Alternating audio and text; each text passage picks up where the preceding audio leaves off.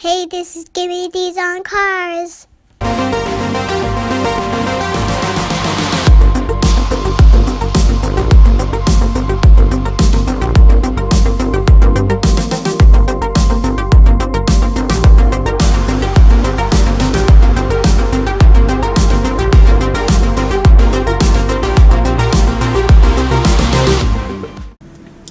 Hey everybody, this is Dan for GemmyD on Cars, and today I wanted to talk about a few cars that were unveiled at the Frankfurt International Auto Show that takes place in Germany. Now, I'm going to talk about basically three cars, but really there's one that is the big showstopper from this car show. Before I start, I wanted to mention somebody who I've become friendly with on YouTube. His name is Street Production 303. I will put a link to his channel below.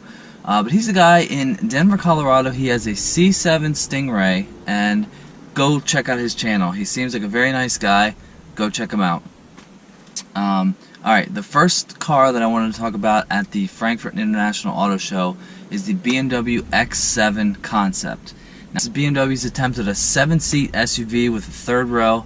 I think it looks okay, but please, BMW, if you're watching this, and you're not, fix the kidney grills. They are awful.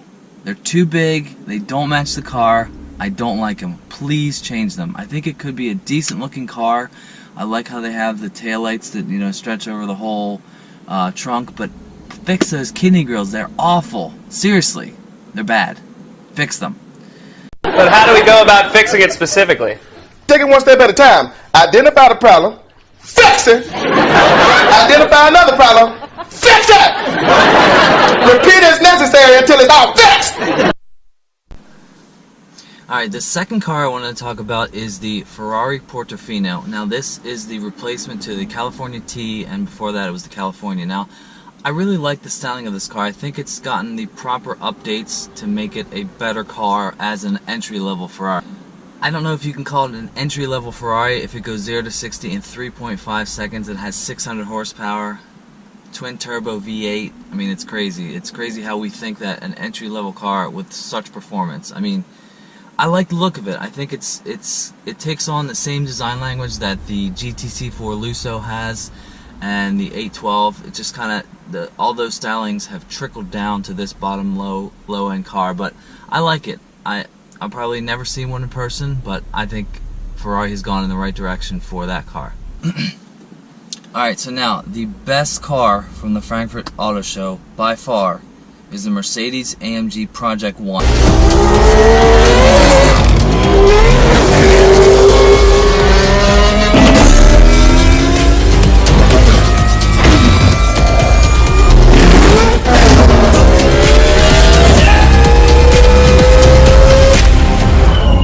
One day has just begun. AMG. Driving the future of performance. Seriously, that was my face when watching this. Holy shit. Now this car, I think, is going to be by far the most important car that came out of the show. Now, the reason that this car is so special is because it's essentially an F1 car for the road. Now, in the last 2 or 3 years, Mercedes has been by far the best car in F1, so they've literally taken their F1 engine and made it into a road car. Now, this car is a 1.6 liter V6. It's going to have over 1,000 horsepower. I mean, think about that. 1.6 liter V6 engine. It's essentially an F1 engine in a road car. This thing will go up to 11,000 RPMs. 1,000 horsepower. It has 4 electric motors. I mean, we've got to the point where, I mean, technology is so insane with cars that we don't even have cars. I mean, we have road cars that have F1 technology. I mean, this is the first one. I mean, this and the Aston Martin Valkyrie have been the big two cars that are heavily influenced by F1 design and technology. Now, this car is going to do almost 220 miles per hour. It's going to go 0 to 60 in like 2.5 seconds. Actually, this car goes to 0 to 124 miles an hour quicker than a Bugatti Chiron, which is a car that is an 8-liter W16 engine that has 4 turbos. This car doesn't have any turbos. It's 1.6 liter. Can you imagine a Bugatti owner who has an 8-liter W16 engine car that might be slower than a 1.6 liter Mercedes-Benz? I mean, that is insane.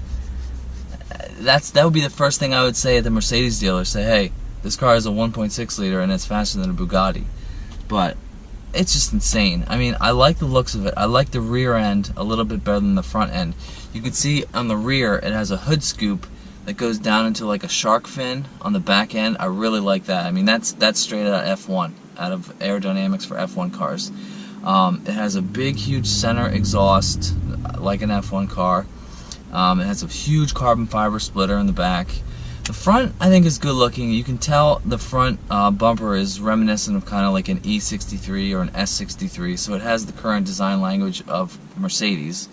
But, I mean, it's just insane. I can't imagine driving one of these on the road. Now, it's going to be $2.75 million, and there's only going to be 275 of them built for the world. And I can imagine the U.S. will be getting the most allocations for them. But it's insane.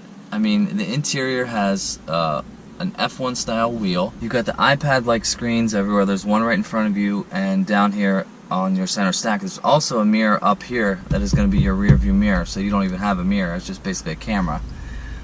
But you can see there's lots of scoops for the air to go through. I mean, aerodynamics is going to be the next big thing with hypercars. Like I said before, the Valkyrie, that's got to be by far the most technologically advanced car as far as aerodynamics, but this car has got to be right behind that. I mean, F1 technology for the road. I can't wait to see it out somewhere in the wild. I think their deliveries are starting in 2019, but it's crazy. I mean, this is the big car to come out of the Frankfurt Auto Show, and I know my buddy Salamandran is going to try to get one, so I'd love to see him get his hands on that. But that's the biggest car from the Frankfurt Auto Show. I hope you enjoyed this video. If this is the first time you're seeing my channel, please like and subscribe. Don't forget to follow me on Instagram at GemmyD on Cars. And I look forward to seeing you on the next one. See ya.